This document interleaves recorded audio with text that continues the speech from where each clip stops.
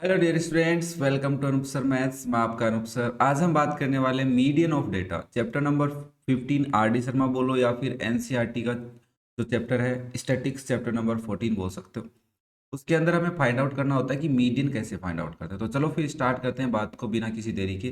सबसे पहले बात करते हैं मीडियन क्या होता है। तो मीडियन की बेसिक डेफिनेशन कहती है middle most term of the data, किसी भी डेटा का मिडल टर्म।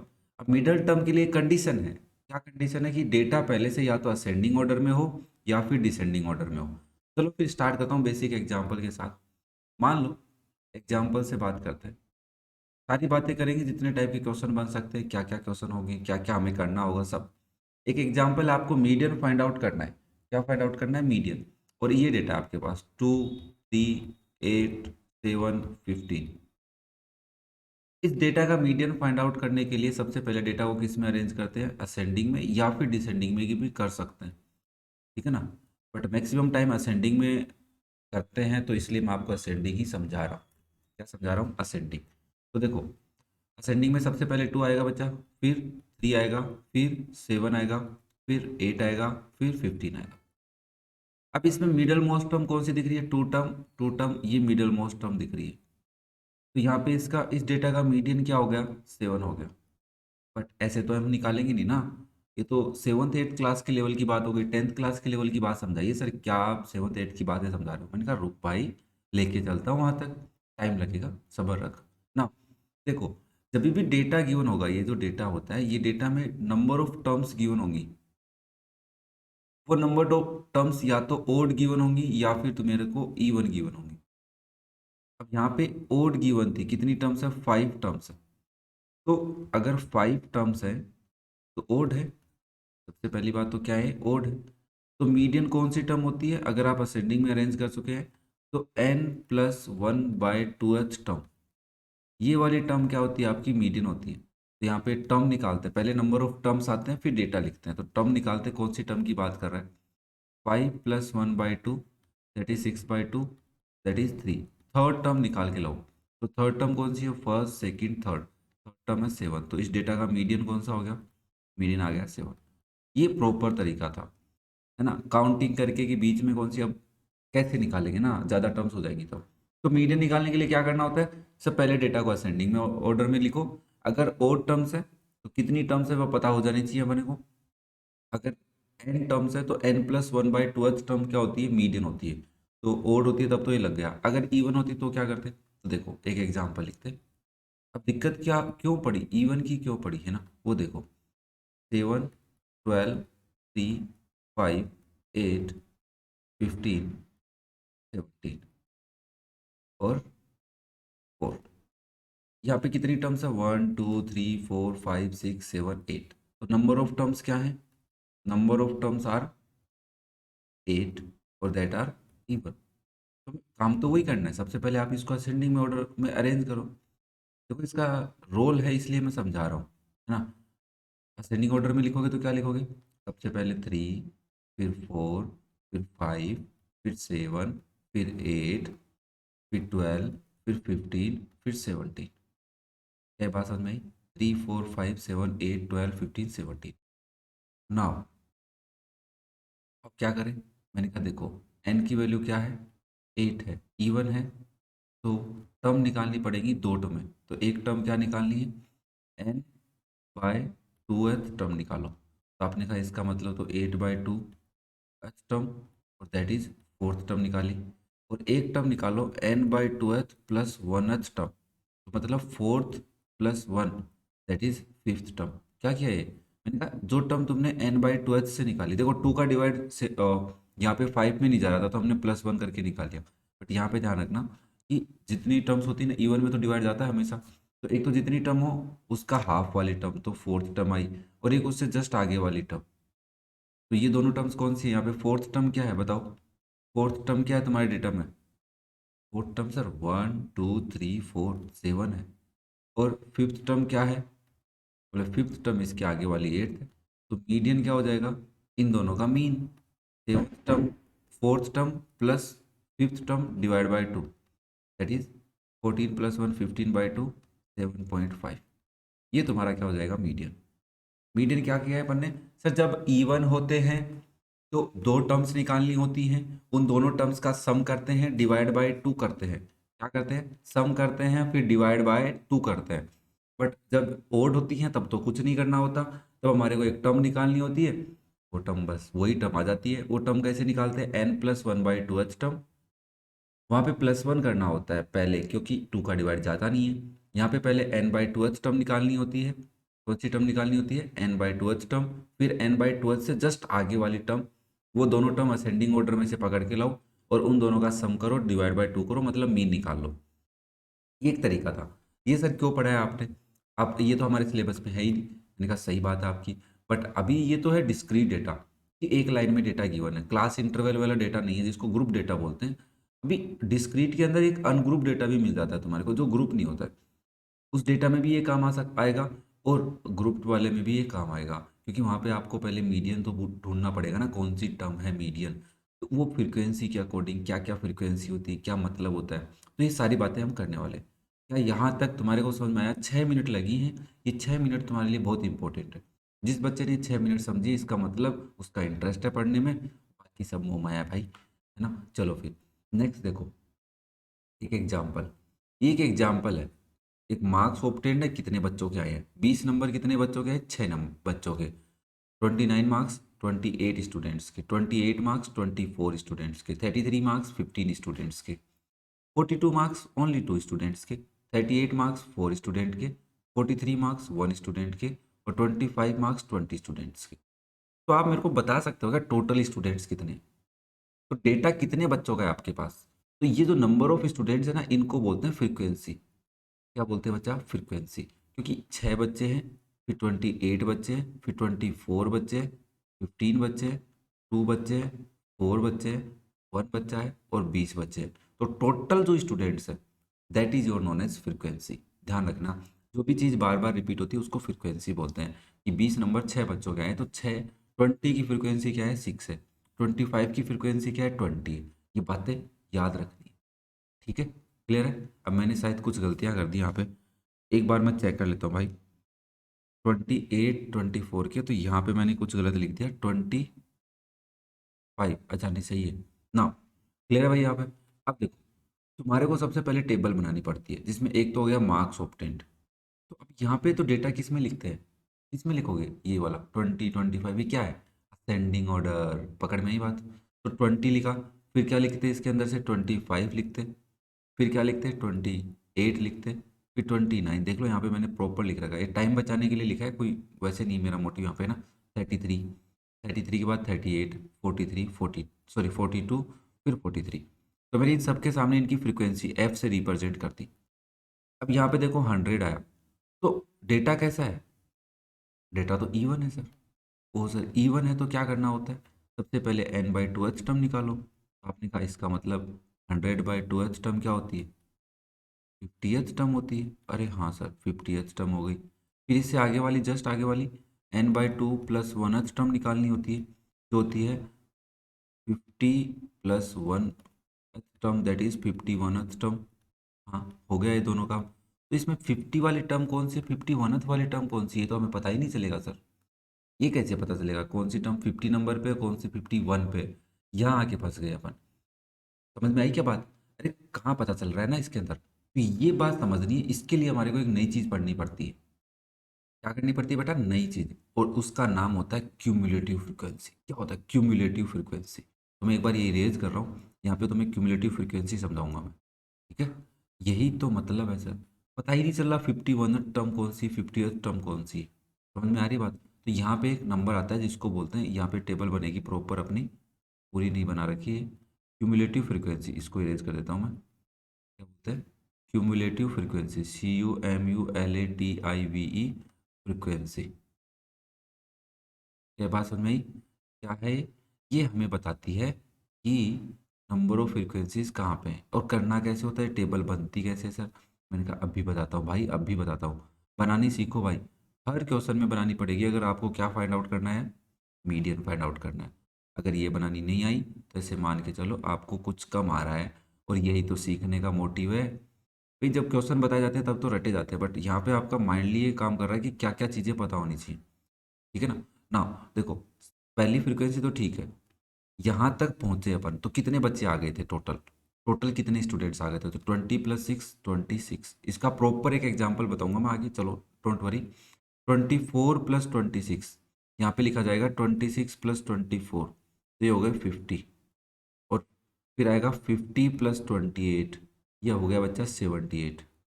फिर 78 + 15, क्या कर रहा हूँ मैं, इस 6 के अंदर 20 ऐड किया, फिर इन दोनों के सम के अंदर 24, फिर इन तीनों के सम के अंदर 28, देख लो यही करता आ रहा हूँ, ठीक है ना। तो 8 + 5 13, 93, 93 + 4 97, 97 + 2 99, और 99 + 1 = 100।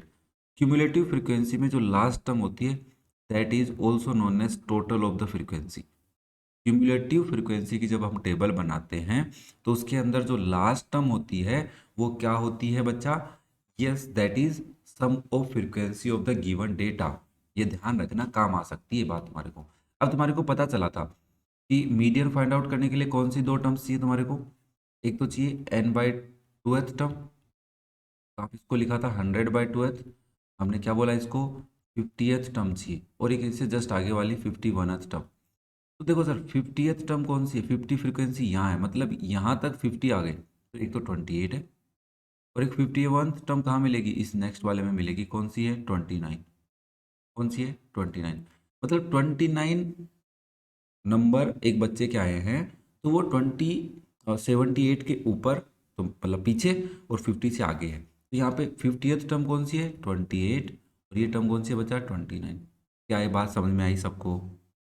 50th टर्म है क्यूमुलेटिव फ्रीक्वेंसी, देखेंगे 50 मतलब यहाँ तक 50 डेटा आ गया अपने पास, तो 50 डेटा में कौन आ गया 28 आ गया।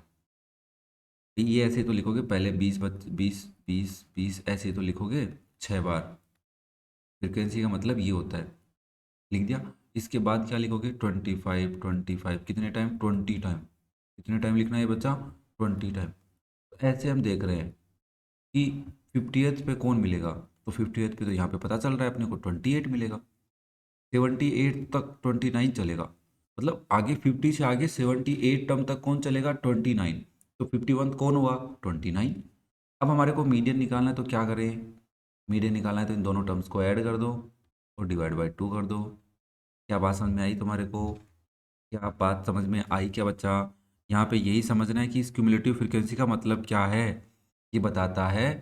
तो ये आंसर आ गया 57/2, और 57 में बच्चा अगर मैं 2 का डिवाइड कर दूँ तो आंसर आ रहा है 28.5, मतलब इन दोनों के बीच की बात कर रहा है, मीडियन का मतलब मिडल मोस्ट टर्म। ये क्यूमुलेटिव फ्रीक्वेंसी समझनी जरूरी है। अगर जिसको क्यूमुलेटिव फ्रीक्वेंसी का कॉन्सेप्ट पकड़ में आ गया, क्यूमुलेटिव फ्रीक्वेंसी बताती है कि जितने भी सम आ रहा है क्यूमुलेटिव फ्रीक्वेंसी में, वो सम आता है, पहली बात तो कि फ्रीक्वेंसी इसका सम आता है, वो रिप्रेजेंट करता है कि कितना डेटा यहाँ तक पहुँच गया, कौन सा डेटा यहाँ तक है टोटल ओवरऑल, है ना। 100 पे कौन है 43, 93 पे कौन है, तो आप सोचोगे 93 पे कौन है 33।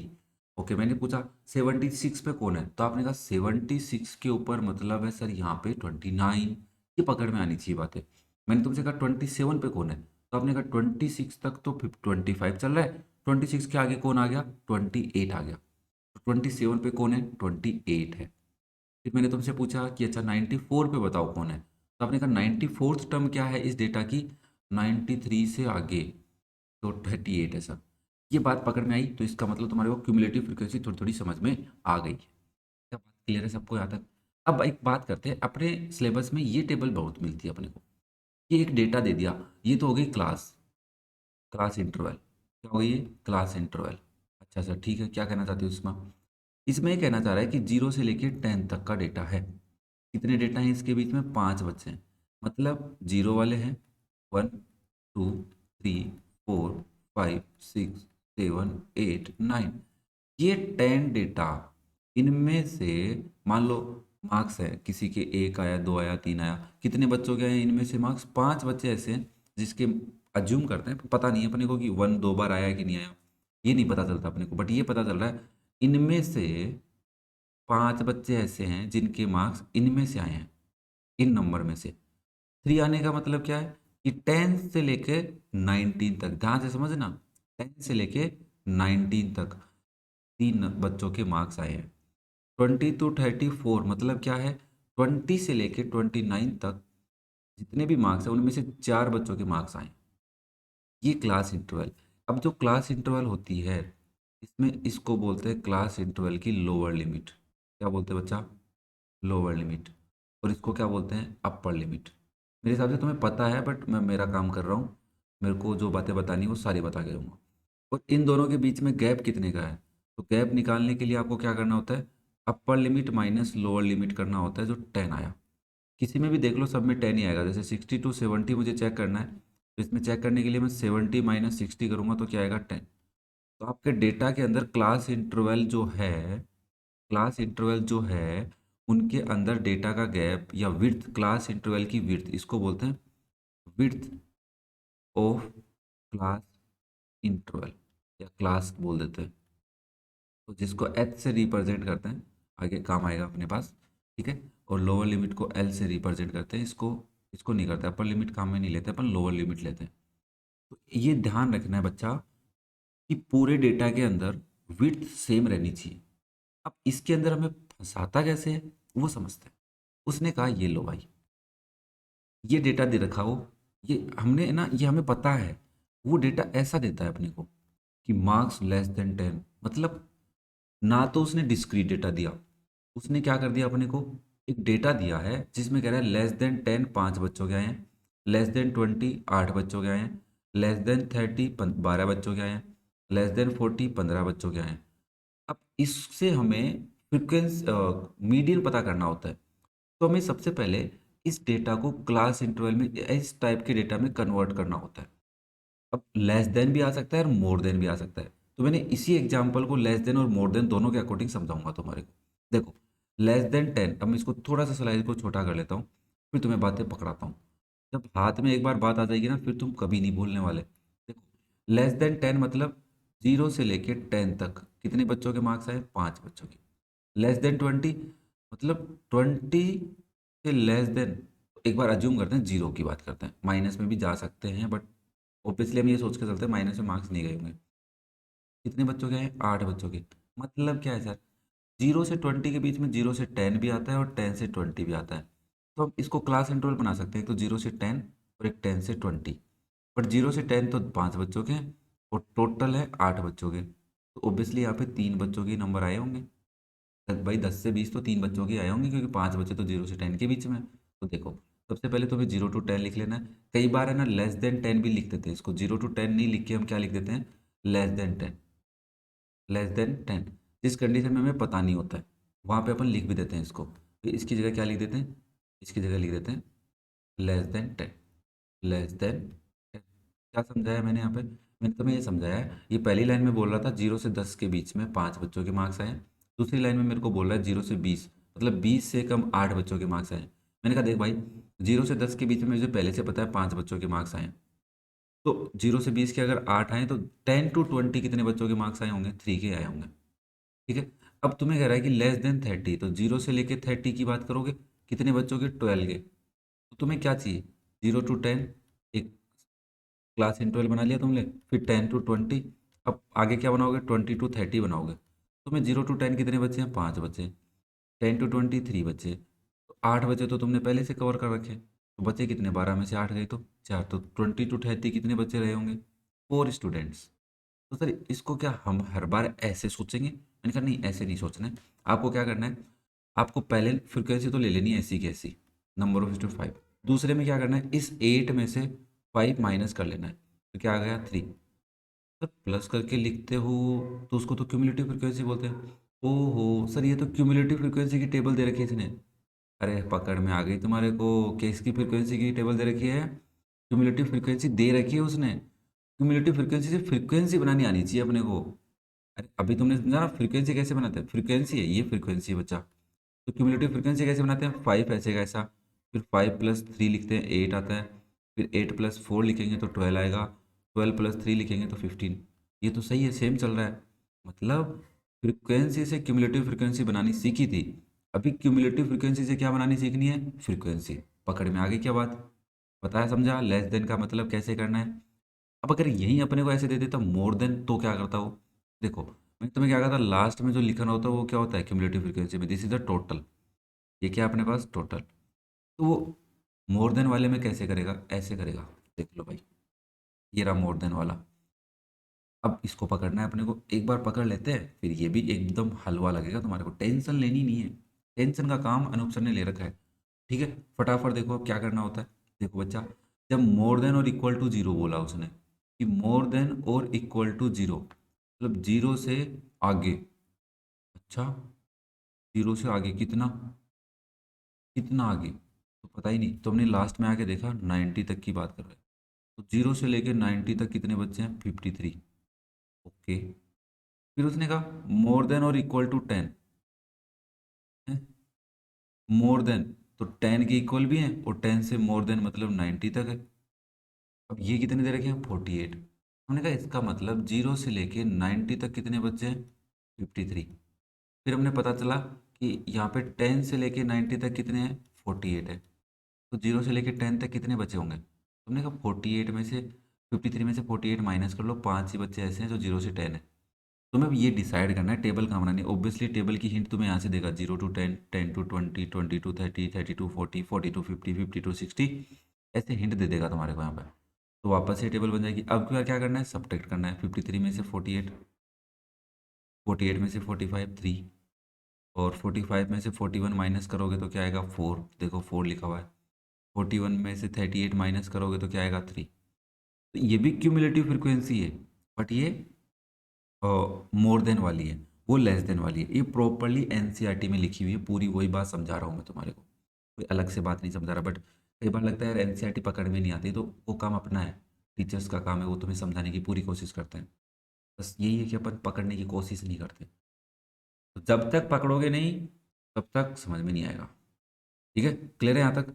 अब कैलकुलेट करते हैं कि ये टेबल तो दे दी सर आपने, है ना, ये टेबल दे दी तो फ्रीक्वेंसी कैसे पता करते हैं। तो मैंने कहा देख, अब ये डेटा है तेरे पास एक, अब ये चाहे लेस देन वाला हो चाहे मोर देन वाला हो, हमने इसका आंसर बना लिया।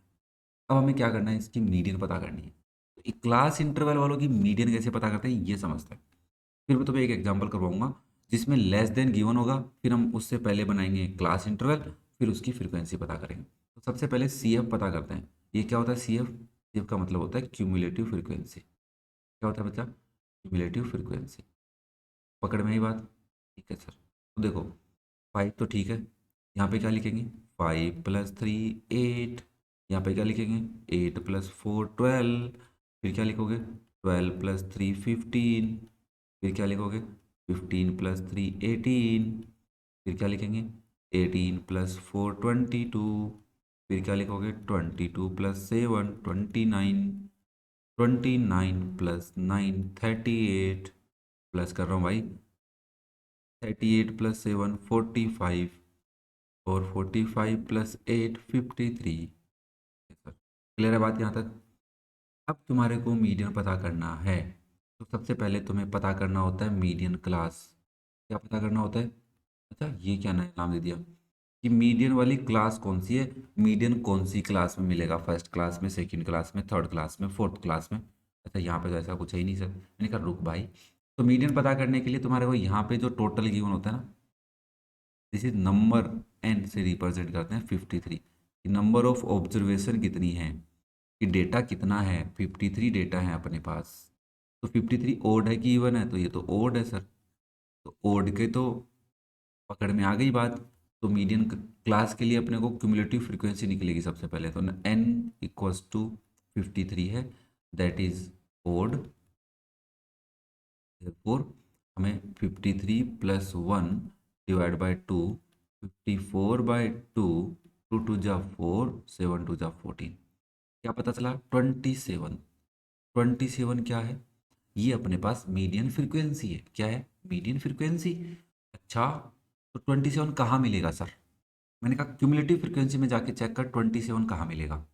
तुमने गए, तुम पहुँचे 22, मतलब 22 तक 50 to 60 का डेटा चल रहा है, पर 22 से जस्ट आगे पहुंचे तो 27 तो यहाँ मिलेगा सर। तो ये जो पूरा हिसाब किताब चल रहा है ना, ये वाला, ये आपका मीडियन क्लास है। दिस इज योर मीडियन, मतलब मीडियन इधर मिलेगा।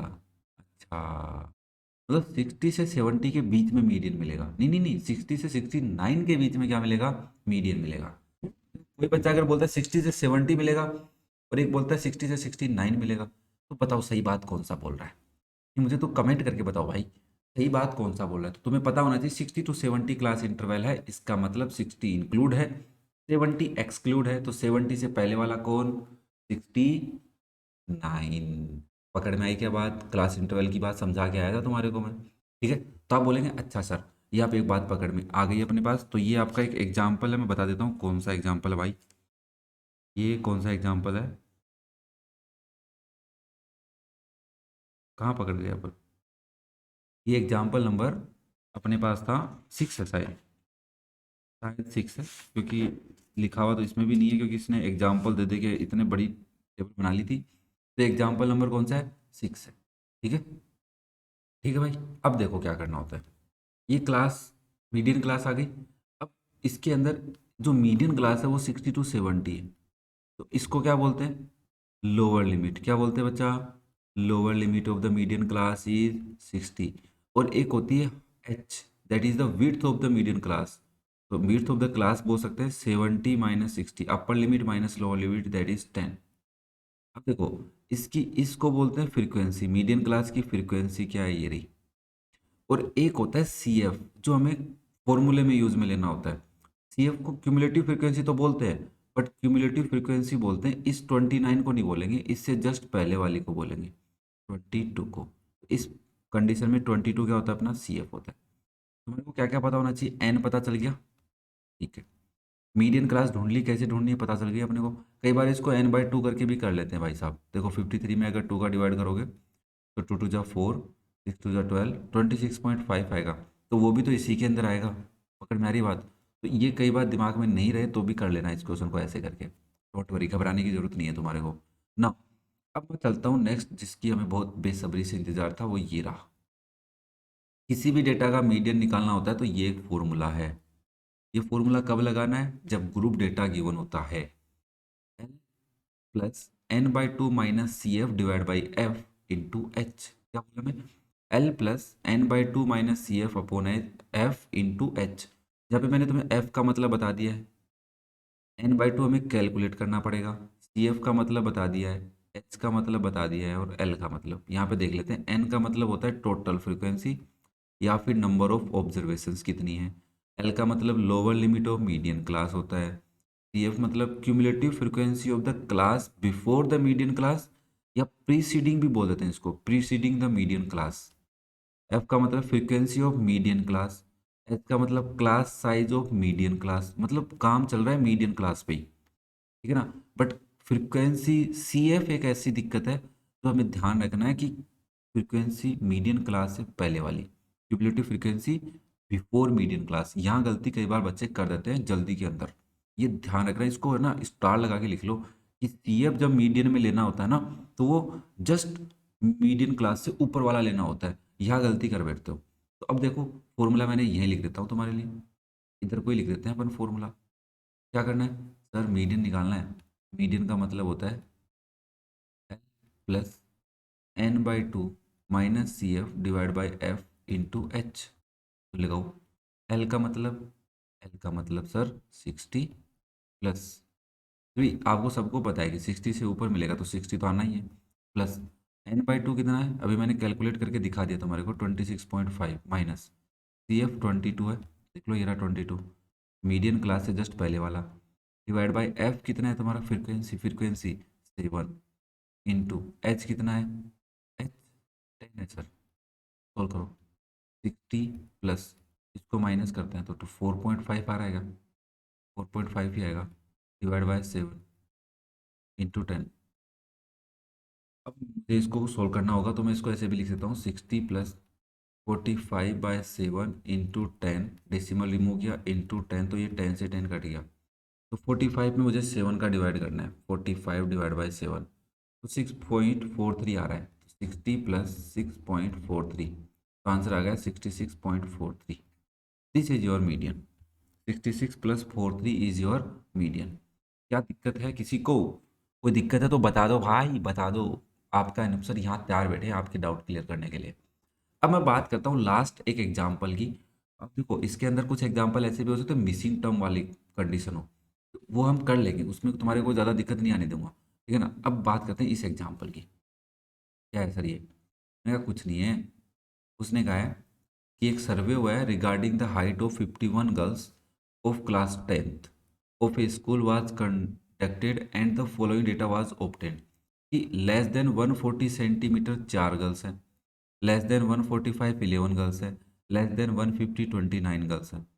तो इसकी मीडियन क्लास बता दो, बस मीडियन बता दो इस डेटा का। तो हमने कहा इस डेटा का मीडियन निकालना है, लेस देन है मतलब क्लास तो गिवन ही नहीं है, तो सबसे पहली क्लास तो हम लिखेंगे ही नहीं। वैसे आप क्लास लिख क्या सकते थे, वैसे लिखना नहीं है, बट लेस देन 140 बोल सकते हो आप। अब यहाँ पे लेस देन 145 का मतलब 140 से 145 की बात करेंगे, लेस देन 150 में किसकी बात करेंगे, 145 से 150 की बात करेंगे। भी डायग्राम बना के देख लो यार। ये कह रहा है कि यहाँ पे 140 है, इससे कम कितनी गर्ल्स हैं, 4। फिर कह रहा है 145 से लेस देन कितनी गर्ल्स हैं, 11। तुमने कहा 140 तक की बात करो, इससे पहले हमें पहले से पता है 4 गर्ल्स है, तो इनके बीच में कितनी गर्ल्स हैं, 7 गर्ल्स हैं। कितनी गर्ल्स हैं, 7 गर्ल्स हैं। क्या बात समझ में आई? तो यहाँ पे आएगा 4, यहाँ पे आएगा 7। अब क्या करना है, अब सोचो क्या करना है, जल्दी सोचो। 150 से 150, मैं तब तक ये लिख देता हूँ। सोच लिया क्या? माइनस तो करना है, ऊपर से नीचे नीचे से ऊपर कैसे करना है वो देख लो।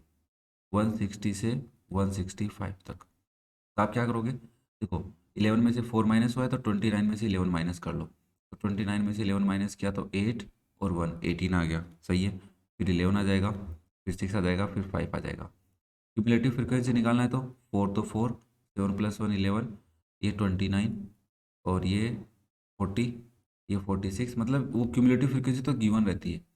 अब तुम्हारे पास डेटा कितना है 51, तो सबसे पहले n/2 कैलकुलेट करोगे तो 51/2 करेंगे तो 25.5 आएगा। 25.5 कहाँ मिलेगा, इसमें मिलेगा। इसमें मिलेगा मतलब this is your median class, तो this is our median class. क्या बात समझ में आ रही है? देखो कितना मजा आ रहा है पढ़ते वक्त। तो मीडियन क्लास से एल कितना मिला तुम्हारे को, 145। फ्रीक्वेंसी कितनी मिली, 18।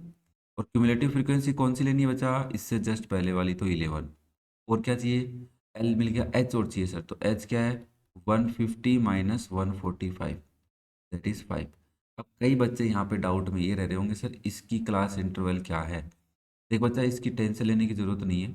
लेस देन 140 है तो ऑब्वियसली डेटा गिवन होगा, उसका मतलब यही रहा होगा या यही रहा होगा। पहली बात तो इससे पहले का अपने को कोई मतलब भी नहीं है।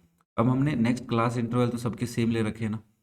इससे पहले चाहे 133 रहा हो किसी बच्ची की हाइट, बट हमें कोई मतलब ही नहीं, क्योंकि इससे कोई डेटा को कोई फर्क ही नहीं पड़ रहा। मीडियन क्लास तो यहाँ है अपने पास।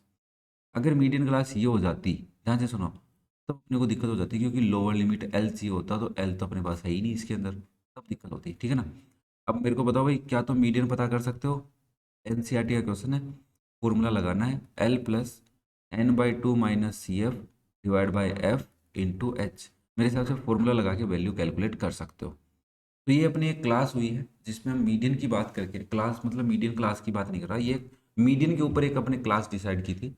मेरा मोटिव यही था कि बेसिकली बच्चों को पता चल जाए कि इस एक्सरसाइज में या इस मीडियन वाले टॉपिक में क्या क्या क्वेश्चन आएगा। इसमें एक क्वेश्चन मैं छोड़ रहा हूँ, वो क्योंकि मैं एक्सरसाइज कराऊंगा तब क्या पढ़ाऊंगा, तो मैं सारी बातें यही बता देता हूँ, है ना। तो वो जिस बच्चे ने पढ़ रखा है उसके लिए कोई दिक्कत नहीं है। इससे नेक्स्ट एग्जाम्पल जो एनसीईआरटी में उसमें वही पढ़ना है तुम्हारे को। तो भाई उम्मीद करता हूँ यहाँ तक की बातें बहुत अच्छे से समझ में आई होंगी, कोई डाउट नहीं रहा होगा। फिर भी कोई डाउट रह जाए तो कमेंट करके बता देना, और बाकी जब हम इसकी एक्सरसाइज के सॉल्यूशन करेंगे तब और अच्छे से क्लियर हो जाएगा। ओके, तो प्रॉपर पढ़ना है तब तो और पढ़ लो। और जिस बच्चे को बस ऐसे मीडियन पता चल जाए मेरे को, तो वो यहाँ तक देख लेगा बहुत है, भगवान उसका भला कर दे। ठीक है, हम उम्मीद यही करेंगे, दुआ करेंगे भगवान से कि जो बच्चा यहाँ तक पढ़ा है कम से कम एक एक क्वेश्चन तो एग्जाम में आ जाए उसके, है ना। चलो फिर in last, thank you for watching the video, love you all, have a nice day and best of luck for your future. Bye बेटा।